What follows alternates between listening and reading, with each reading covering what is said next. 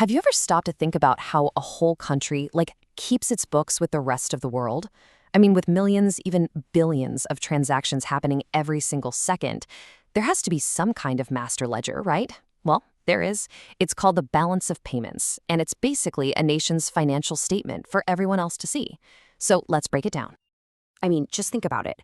Every single car that's imported, every app you download from a foreign company, every tourist that visits, every dollar that's invested overseas, it is a massive, non-stop flow of money moving in and out. The balance of payments is the system designed to track every single one of those transactions. It really is the ultimate financial diary of a country's global life. So, here is how we're going to tackle this. First, we'll talk about this idea of a global wallet and the two main accounts inside it. Then, and this is the fun part, we're going to build a simplified balance sheet from scratch so you can see how it really works. After that, we'll jump into some real-world data from France, decode what the numbers are really telling us, and then wrap it all up with why this stuff actually matters. All right, to make this super simple, let's just think about a country's global finances the same way you think about your own bank accounts. You've got your checking account for day-to-day stuff, right? And then you have your savings or investment accounts for the long term. Well, a country pretty much works the exact same way, and it all boils down to two key parts. This slide lays it out perfectly. Over on the left, you've got the current account. This is the nation's checking account. It tracks all the daily in and out flow of money from things like selling goods and services.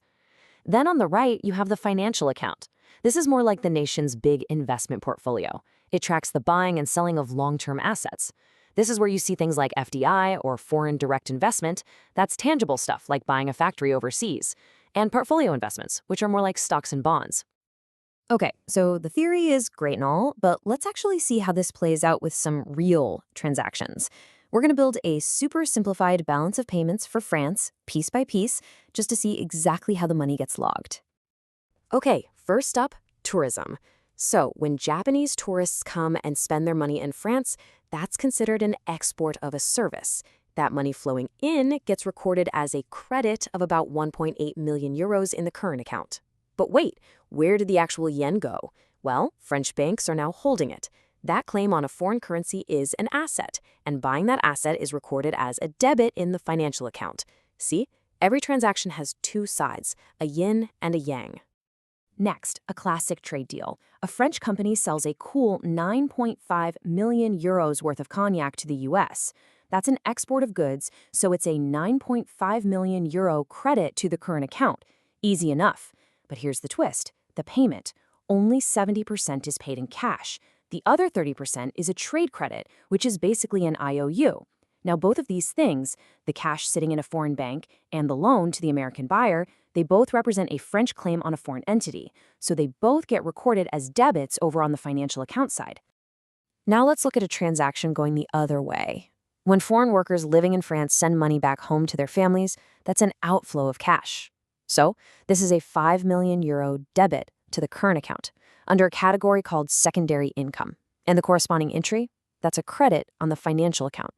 You can think of it like this. The foreign cash held by French banks goes down, which basically settles a liability. And finally, an investment. Some French investors decide to buy US government bonds. Since French money is flowing out of the country to buy a foreign asset, this gets recorded as a 25 million euro debit in the financial account. The other side of that, the credit, would show the money coming out of the investor's French bank accounts to make the purchase. The key thing here is every single transaction, whether it's for a bottle of cognac or a government bond, gets tracked on both sides of this ledger. Okay, time to add it all up. Let's look at the current account. France brought in about 11.3 million euros from exports and tourism, and it sent out 5 million in remittances. That leaves a positive balance, a surplus of 6.325 million euros. Now, look at the financial account. After all the investing and loans and everything else, its balance is also 6.325 million euros. And let me tell you, that is no coincidence. And here it is. This is the magic of the balance of payments. When you take the current account balance and you subtract the financial account balance, you get zero every single time. It's an accounting identity. A surplus in one account has to be perfectly mirrored by an opposite balance in the other. The books must always balance. So that little exercise shows you the basic logic. Now, let's take that logic and apply it to the real world. We're going to dive into the official balance of payments for France from 2021 and see what kind of story the actual numbers tell us about a major global economy. Whoa, okay, so these numbers are obviously a lot bigger, but the principles are exactly the same. You can see the current and financial accounts, plus you'll notice a smaller one called the capital account. That just tracks some specific things like debt forgiveness. Don't worry about trying to understand every single line. We're just going to focus on the main balances and what they really mean. So, the first big number to zoom in on is that current account balance, a surplus of 9 billion euros. All this means is that in 2021, France earned just a little bit more from the rest of the world than it spent. Now, for an economy the size of France, 9 billion isn't a huge number, but what makes it so interesting is that for France, having a surplus at all is actually pretty rare. This surplus brings us to a really important idea: financing capacity. Put simply, this is just the money a country has left over to invest in the rest of the world. You figure it out by just adding the current account balance to that capital account balance we mentioned, the one that tracks things like debt forgiveness and big asset transfers.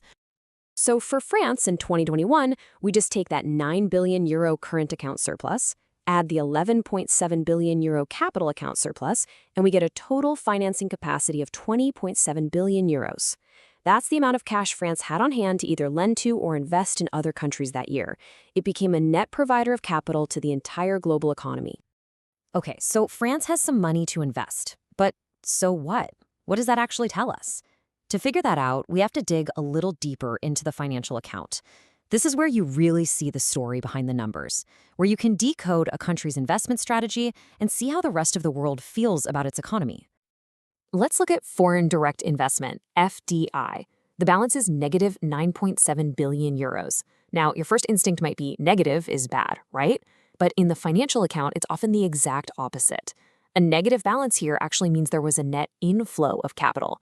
As the chart shows, foreigners invested almost 23 billion euros in real productive things in France, while French companies only invested about 13 billion abroad. This is a huge vote of confidence. It's a sign of France's economic attractiveness. It's pulling in more long-term investment than it's sending out.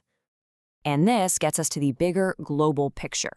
On one side of the coin, you have countries like China or Germany that consistently run these massive current account surpluses. They have a huge financing capacity, so they use all that extra cash to buy up assets all over the world, like US government bonds. Then, on the other side, you have countries like the United States, which usually run a current account deficit. This means they have a financing need, and they fill that need by borrowing from those surplus countries and selling them assets in return. It's this global symbiosis of lenders and borrowers. Whew, okay. So, we've gone all the way from simple transactions to the pretty complex web of global finance. Let's boil this all down to the crucial points that you should really walk away with. First, the balance of payments is basically the ultimate scorecard for a country's economy on the world stage. Second, just remember those two big buckets, the current account for daily spending and the financial account for long-term investing. Third, and this is key, the whole thing is a perfect accounting system. It has to balance to zero. And finally, those balances tell a story. They reveal if a country is, overall, a net lender to the world or a net borrower from it. And that leaves us with one last big question to think about. We often hear that having a deficit and borrowing money is a bad thing. But is it? If the rest of the world is lining up, eager to lend you money and invest in your country, like we saw with France's FDI, could that borrowing actually be a sign of economic strength and global confidence? It's a really complex debate, and it's right at the heart of our modern global economy. Thanks for joining us.